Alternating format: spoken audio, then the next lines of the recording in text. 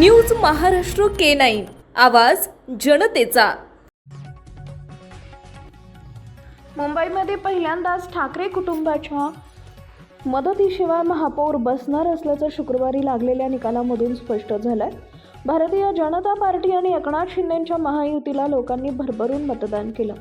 महायुतीला 122 जागांवर विजय मिळवला, तर उद्धव ठाकरे आणि राज ठाकरेंना एकत्रितपणे 69 जागांवर विजय मिळाला आहे। भाजपने 89, शिंदेंच्या शिवसेनेने 29 जागांवर विजय मिळवलाय। ठाकरेंच्या शिवसेनेला 65 तर राज ठाकरेंच्या मनसेला 6 जागांवर विजय मिळवता आला आहे।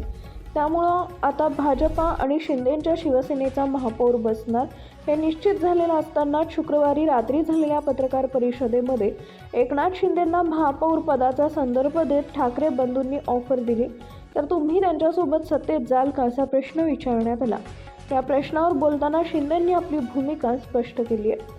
शिंदेंनी सुरुवातीला बोलताना, मुंबई आम्हाला महापौर पद किंवा सत्तेसाठी नको आहे, आम्हाला मुंबईकरांच्या जीवनामध्ये बदल घडवायचा आहे। मुंबई ही नावाला जाशीसी दिसली पाहिजे। मुंबईकर मुंबई बाहेर फेकला गेलाय, त्याला पुन्हा मुंबईत आणायचं आहे। यासाठी झोपडपट्टीमुक्त मुंबईसाठी रखडलेले SRAचे प्रकल्प, धोकादायक इमारतींचे प्रकल्प आम्हाला मार्गी लावायचे आहेत। यासाठी महायुतीचा महापौर होईल आणि मुंबईचा विकास हाच आमचा अजेंडा आहे, अशा शब्दात विजयांवर भाष्य केलं आहे।